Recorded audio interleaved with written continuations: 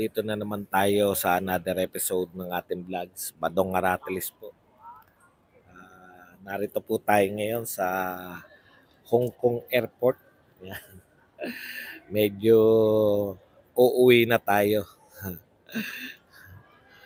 Ay, wag mo akong pagsabihan ng kasi simula ko pa lang kung ikaw hindi ka nakasubaybay sa akin, no? Duterte po kami. Wala po tayong magagawa mga kapatid kung kayo po ay nangangarap. Ganun talaga no? Gusto nyo ba ako sa panig nyo? Magkakam magkakampi naman tayo noon. Hindi ko naman dinideny na unity team ako. Tinablan nyo kaming mga Duterte. Huwag na tayo magbulahan, no? Kami po Duterte kami, naka-unity team po kami sa inyo, no? Yan, sino ba yung nagsabi na yan na babaliktad na naman ako? Utot mo, no? Matagal na po akong Duterte, nakipag-unity team po kami. Kung hindi nyo po naunawaan yung meaning na unity team, kaya nyo kami tinabla. Di ba? Ganun talaga. Ang akala nyo sa unity team, pag nanalo na kayo, tatablahin nyo na yung kakampi nyo. Real talk po. Ang ngayon po ang unity team ay yung mga kalaban namin. No? Kami po, matagal na po kami Duterte. Ang kalaban po namin, lilinaw lang po namin para po dun sa naguguluhan. Hindi ko po alam kung saan nyo po nakuha na ako po ay hindi, never po, no? Never po akong nag-claim na ako ay loyalista, no? Wala po akong magpakita po kayo. Kami po, unity team po kami, no? Hindi po kami hindi po kami nakipagbulahan sa inyo. Si BP Sara po ay sumuporta talaga. Wala kami magagawa kung tinatablan nyo si BP Sara. Alangan namang hindi kami pumalag. Okay? Huwag na tayo magbulahan. No? Gusto nyo ba akong kakampi? Mas masarap akong kakampi, di ba? Kasi, ano ba nahihita nyo sa mga vlogger nyo ngayon? Naghihintay pa ng command kung ano yung iba binababa. Alam po ninyo, sa totoo lang, nananawagan na po kami, lahat na po ng Duterte supporters, kasama po ang mga kulto ni Digong, no? Lalahok po ang kulto ni Digong, lahat po ng mga kasapi ng kulto ni Digong, magkita-kita po tayo sa December 15. Kasama po ng lahat ng mga Duterte supporters. Sa ayaw po nila at sa gusto. Lahat po yan, kung saan-saan po nanggaling. Meron pong mga dating mga Marcos loyalists na ngayon po ay Duterte supporters. Meron pong mga Esconians na ngayon po ay marami naman sa Esconians ay nanatiling Duterte supporters. Meron po mga Duterte supporters na sumama sa unity team. Ngayon po, dahil tablado na tayo sa unity team, iba na po ang ka-unity team ng mga Marcos. Ang ka-unity team po nila, yung kanyang pinsan. Yung kanyang kamag-anak incorporated, no? Kaya po, wag niyo nang problemahin ako, no? Kami po yung mga sumusuporta at hindi nang iwan kay Sara Duterte ay ngayon po ay iiwan na namin yung ka-unity team namin na matagal na pong tinatabla si Sara Duterte, no? Susuportahan na lang po namin yung mga Duterte at ipapakita po natin ang ating suporta for the first time. Lalahok po tayo rito. December 15, pagpapakita ng suporta po. Ito po yung pagpapail ni Pangulong Duterte ng kanyang kontra salaysay. Dito po sa mga demanda, no? Nito ni Franz Castro. Wala na po, dinideklara na po ng kulto ni Digong nang susuportahan na lang namin ay mga Duterte. Nauna kayo nagtabla, bahala kayo sa wala kayong kwentang anong tawag doon? Wala kayong kwentang kabanding. Kayong mga dati naming kasama diyan, no? Wala kayong kwentang kabanding. Wala pang hindi pa napapalaban yung unit team ng mabigat-bigat na laban. Tinablan nyo na kagad si Sara Duterte. Just because si Sara Duterte po ay threat, no? Threat sa Kamag-anak Incorporated. Yan po ang katotohanan, no? Threat po si Sara Duterte sa ambisyon ng Kamag-anak Incorporated. Okay, December 15 po. Magla-live po tayo dyan para makita po ng mga kababayan natin na hindi makakasama kung ano po yung mga kaganapan. So, sa ngayon, dalawa po yung pagkikitaan. Doon po yung sa may Justice Hall ng Quezon City. At saka dito po sa may Quezon City Memorial Circle. Okay. Ngayon po, ayan po, no? Laban na to. Kasi matagal na tayong kinakantsawan ng mga to. Kinakantsawan tayo na laos na raw mga Duterte, spent force. Ipakita po natin na yung Duterte na minahal natin ay hindi po iiwan ng mamamayang Pilipino, no? Isa na lang po ang ka-unit team ng mga Duterte. Lahat na po nagsama-sama na po. Ang Dilawan, ang Kakamping, ang Makabayan Blanc, Makabayan Black, ang Tambi Vloggers, pati po mga loyalista, nagsama-sama na po sila. Kinakantsawan po tayo. Iniwan na raw ng lahat, no? Iniwan na raw ng lahat ang mga Duterte. Tama po yun. Isa lang po ang hindi nang iiwan sa mga Duterte. Bukod po sa mga solid Duterte supporters, isa lang po ang hindi nang iiwan, yung sambayan ng Pilipino. Mas masarap po. Mabuti nga po yan, no? Nakilala na natin yung mga totoong sumusuporta sa mga Duterte, no? Nakilala na po natin na itong mga congressman, ayan po, dami pong supporter dyan ni Pangulong Duterte, no? Nakilala na po natin na yung mga baliktarin na congressman ay hindi po maasahan sa panahon na kinakailangan. Mantakin nyo po, 6 na taon na naglingkod si Pangulong Duterte, 6 na taon na maganda ang nangyari sa Pilipinas, 6 na taon na nakaramdam tayo for so many years. Ako po, sa totoo lang, naramdaman ko lang po ng may presidente noong nagdaang administrasyon, no? Nagdaang administrasyon, doon lang po natin naramdaman na pwede palang mag-matter. Pwede po pala yung isang presidente talaga ay magkaroon ng silbi, no? Kasi po nasanay tayo, lumaki ako na ang presidente hinahalal lang tuwing eleksyon. Pagkatapos po ng eleksyon, kanya-kanya ng kayod. Ngayon po, balik na tayo sa ganun, no? Miss na miss namin si Tatay Digong. Alam niyo po ba ang ginagawa ng mga to, no? Matapos pong hindi magpayaman. Yan po ang problema eh. Matapos pong hindi magpayaman si Pangulong Duterte. Matapos pong maging manatiling payak ang kanyang pamumuhay, hindi po nagpayaman. Siya lang po. Alam niyo po ba, real talk po, may nakita po akong picture. Picture po ng bahay ni Pangulong Duterte, no? Doon po sa Davao. At picture po ng bahay ng driver ni De Lima. Grabe po, hindi niyo po akalain, no? Na mas mansion pantignan yung bahay ng driver ni De Lima kaysa sa bahay ng dating Pangulo. Kung ano-anong akusasyon ang binigay nila sa Pangulong Duterte, samantalang lahat po pinasasama na ngayon. Lahat.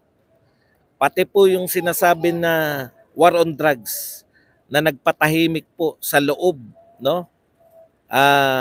Nagpatahimik po sa mga pamayanan sa loob ng 6 na taon.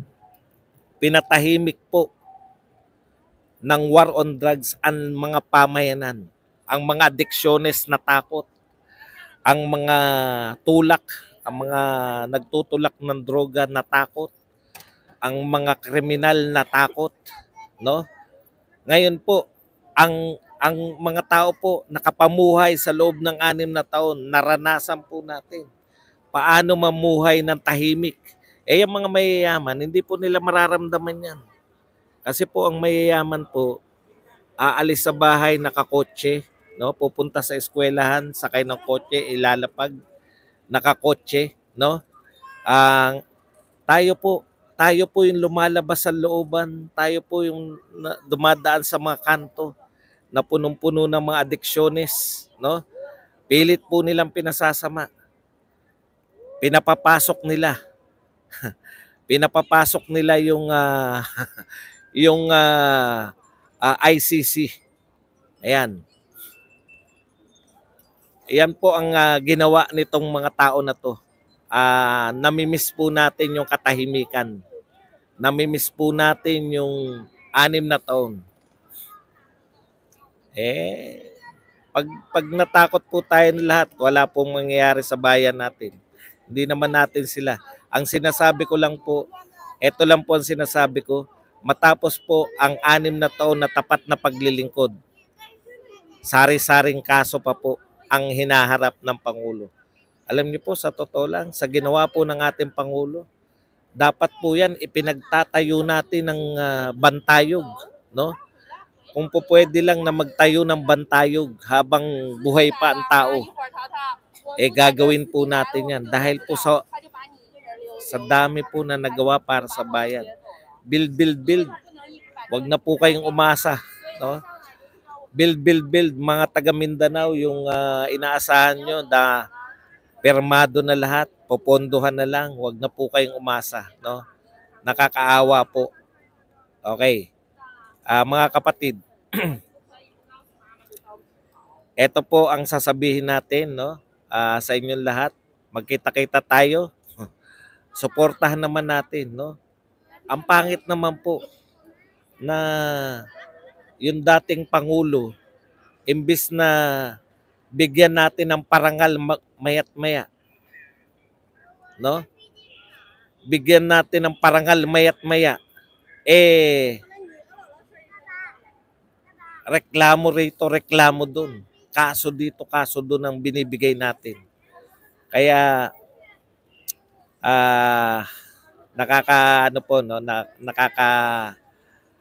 sama ng loob. Kaya magkita-kita po ang lahat ng mga naniniwala pa sa mga Duterte. Ay pakita po natin, kinakantsawan po tayo ng mga to, no? Gusto po nilang baliktarin yung kasaysayan. Gusto po nilang baliktarin yung kasaysayan ng Pilipinas na sinasabihan pa si VP Sara na oportunista. Bakit daw hindi mag-resign? Oportunista daw. Ibinoto po si Sara Duterte ng 32 million. Ang kapal ng mukha niyong pag-resignin dahil lang sa sikat si VP Sara, dahil number 1 ang DepEd, dahil number 1 lagi si VP Sara sa lahat ng mga legal na mga survey o mga matitinong survey. Yan po. Tama yung si Jean. Lahat po nangyari with the reason, no? Nakita po natin, ito po pinakamaganda alam nyo nga talagang yung experience, di ba? Sabi natin, ako buong akala ko, made na yung Pilipinas, susundan na lang yung mga sinimulan ni Pangulong Duterte, okay na tayo lahat. Pero nakita po natin yung sarap, nabitin po tayo lahat, di po ba? Nabitin po tayo. Opo. Nabitin tayo sa 6 na taon. Bakit po tayo nabitin? Ganun po talaga. Pag matino po ang pinuno. Pero pag kayo ay nainip, inip na inip, ilang taon pa lang, wala pang 2 taon, naiinip na kayo. Pag kayo po nainip, no? Wag mong pakialaman Infinity Ultron. May bilin ako dyan sa mga yan. Hindi po pwedeng sasagutin ko lahat yan. Okay. Kulang kayo lahat. Okay. Tuloy po natin, no? Nakakainip po. Ngayon, punta po tayo rito. Tignan po natin tong WPS ng WPS.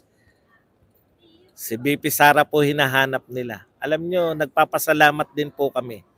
Umaamin na ba kayo?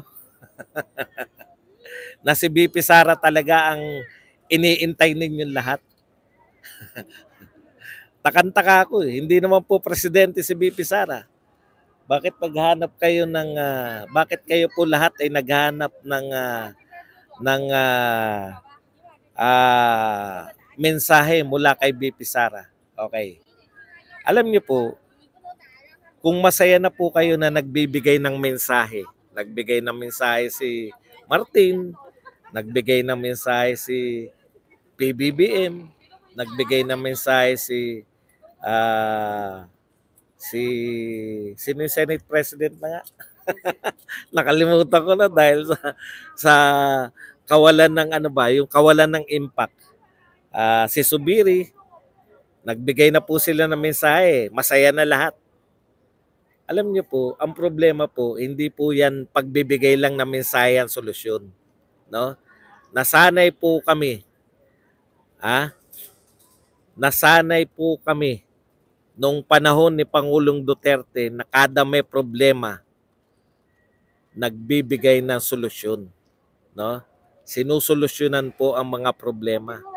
Hindi po nagbibigay lamang ng pahayag. Dito po, masaya na po sila. Ay, nagpahayag na ako. Parang ano po yan eh. Parang yung mataas ang presyo ng bigas. O hindi lang nagpahayag si Martin. Ano po ang ginawa ni Martin?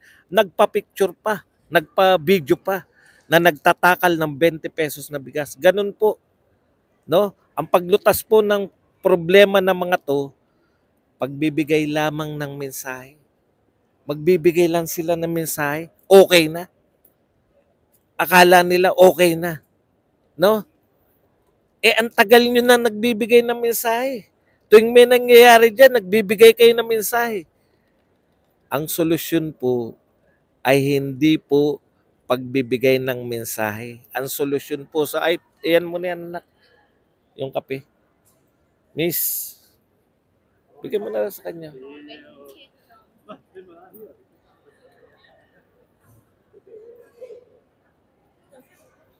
Doon. Thank you.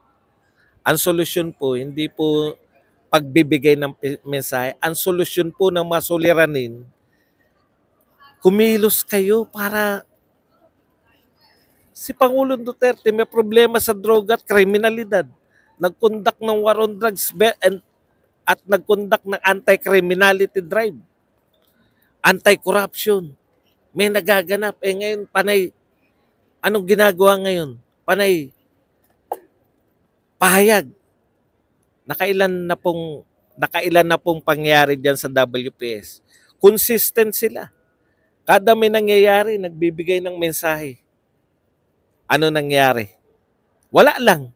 At least nakapagbigay na ng mensahe. Yung po, dun po sila, masaya na sila eh. Magbigay lang ng mensahe. Imagine niyo ang solusyon nila sa pagtaas, patuloy na pagtaas ng presyo ng bigas, magpakita ng mga ano tawag doon? Yung mga warehouses na maraming bigas. Hindi natin nga alam kung nasan yung pinakita ng mga bigas na yun.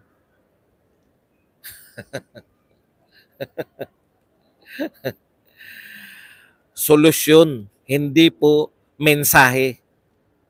Sanay na sanay kayo ng mensahe. Sa totoo lang po, mensahe lang naman yun. 20 pesos na bigas. Nagtakalan pa kayo. Isang araw lang. Ganyan po ba ang solusyon natin? Panay mensahe? Nalulutas po ba ng mensahe?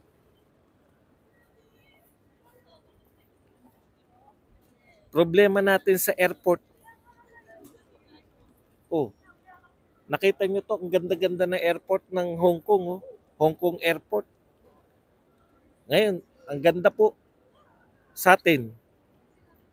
Brown out, katakot-takot, buhay pa rin lahat. Sa tingin niyo ba pag nung panahon ni Pangulong Duterte yan, hindi kayang lutasin yan? Isang mura lang diyan. Tigilan na natin yung ano, tigilan na natin yung kami mensahe, no? Ang importante aksyon. Dalawa lang po 'yan eh. Di po ba?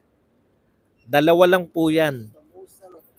Dapat sinusolusyonan is either gusto niyo makipagmatigasan, tuluyan natin makipagmatigasan, or gusto niyo makipagkaibigan para malutas, makipagkaibigan tayo para hindi na paulit-ulit. Paulit-ulit na nangyayari, wala tayong nakikitang solusyon.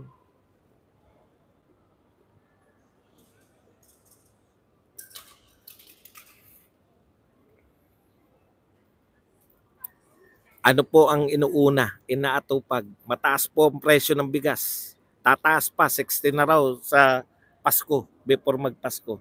Ano po inuuna? Nag-promote ka pa.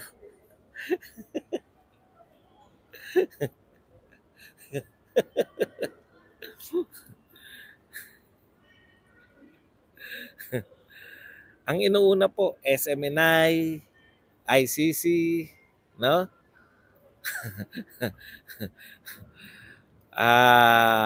Pagtatanggal ng mga pagko-question sa mga ginagawa ni BP Sara, SMNI, ICC.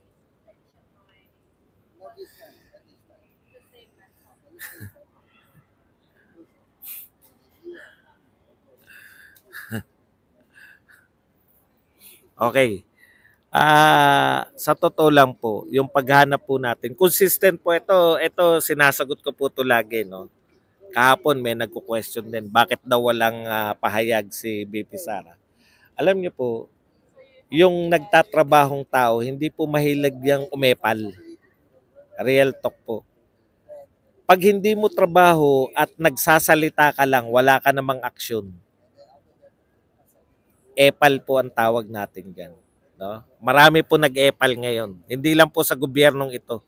Pati po yung mga nasa yung mga kakampi na nila na mga dilawan. Sila Laila de Lima, sila Risa Ontiveros, lahat po 'yan. Pag hindi nyo po trabaho at nagsasalita kayo, no? Pag-eepal lang po 'yan kasi wala namang kalutasan 'yan eh. Nag-ano lang kayo, nagpapapogi lang kayo. Paano po yung papogi? Kayo po ba yung concern diyan? Yung po bang mga mambabatas natin, concern po ba? Wala pong nalulutas yung mga mensahe na yan. Nakailan na po ba tayo? Nakailan na po? Is either makipagkaibigan kayo. Nakita niyo po ba ginawa ng ng US? US na 'yun ha. US na 'yun, nakipagkaibigan pa po sila. Is either makipagkaibigan, 'di ba? Buti pa si Bugs Bunny. Napakasimple lang po. If you cannot beat them, join them. 'Di ba? Lahat tayo napanood 'yun. If you cannot beat them, join them. Yan po sinasabi ni Bugs Bunny. Pero at least dapat may ginagawa kayong solusyon. Hindi po kada may mangyayari, parang walang pinag-iba yan na nag-brown out sa NAIA. Heads must roll. Putang tatapang lahat, heads must roll. Eh. Sinundan pa, no? Nag-brown out sa NAIA, heads must roll.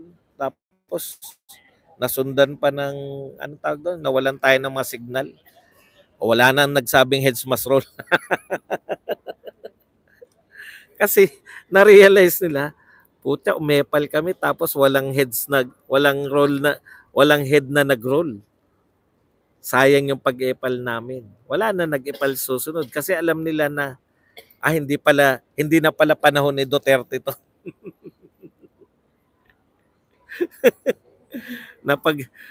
Alam niyo po, sa totoo lang, no? Real talk po natin. Nanghihinayang kami, no? Kasi nakakapanghinayang. Ako nanghihinayang ako sa kampanya, nangampanya po tayo, 'di ba? unit team. Kami siyempre marami po rito bumalik na po sa channel ko dahil alam niyo naman nung na-realize nila na Duterte talaga ako. Kasi ang dami ang dami ring nagalit sa akin sa mga Duterte. Eh ako po tapat ako sa aking sa aking paniniwala. Na nakakapanghinayang kasi full of hope tayo, 'di ba? From Duterte, uy itutuloy. Matutuloy yung mga proyekto ni Pangulong Duterte. 'Di ba? 'Yun yung pangako no? 'Yun yung pangako, 'yun yung sinasabi nung nangangampanya. Pero talagang gano'n ang buhay. Ika nga, parang ano yan, kung si Katnil nga. Ilan taon ba si Katnil? 11 years. Kung si Katnil nga. Okay lang po. Alam nyo po, simula lang naman yan December 15, di ba? Hindi po natin ine-expect na malaking-malaki po agad. No? Hindi po tayo nag-expect na libo-libo agad. Masimulan lang natin na maipakita na marami pa rin po naniniwala sa mga Duterte kasi napakahirap po talaga na alam niyo yun, napakahirap. Ito po ito real talk Dalawa po tong bakit po ting may nangyayari sa Pilipinas. Hinahanap po natin si VP Sara Duterte. Ang tanong ko lang po sa inyong lahat, talaga ba nag-give up na kayo sa kasalukuyang namumuno? Bakit si Sara Duterte na yung hinahanap ng lahat? Nasa sa inyo po yan. Ako po, mahaba yung PC ko. Nakita nyo naman, no? Marami sa inyo nagalit sa akin ng mga Duterte supporter kasi pinagtatanggol ko yung unit team. Di po ba? Hanggang sa kahuli-hulihan. No? Ang breaking point sa akin yung wala na silang tigil hindi na nila tinantanan si BP Sara. Sabi ko ibang uri na to, no? Sabi nga natin lahat. Simple lang kitang-kita ko nung sinabi ng Pangulo na hindi dapat ma-impeach si BP Sara. May nagsasalita pa po ba tungkol sa impeachment ni BP Sara? Wala na. Pero doon lang siya nagsalita Never sa ICC, no? Never dito sa Pistok. Puta Pistok. Ulit-ulit. Lahat ng presidente nakikipag-pistok po tayo. Baka nakakalimutan ng mga nagsusulong na yan. Pero sa isang banda, at least si VP Sara, nagpahayag siya na ayaw niya makipag-pistok dito sa mga grupo na to. Si Martin Romualdez, nagpahayag na gusto niya makipag-pistok. Alam niyo na po ang pipiliin niyo. Di ba? At least, ganun. Hindi po yung pangakuan lang. At least ito, definite. Yung lahat ng mga gustong papasukin ng ICC para litisin si Duterte. Yan. Yung mga makamartin yan. Sa isang banda, ayaw natin ng papasukin ng ICC. Yung lahat ng mga gustong magpistok dito sa mga dati ng kapistok ng lahat ng presidente. Lahat ng presidente, di ba? Kapistok tong mga to. Uulitin ng uulitin. Ano magagawa natin? Gusto nila yan. Lahat ng presidente po ng Pilipinas, naku, mula po kay Cory, nakipag-pistok. No? Lahat. Wala pong ano yan. Kaya kung uulit pa rin, yan po. Nanawagan. Okay. So yan lang po ang ating topic dahil tayo po ay oo nga, may nagpipicture sa akin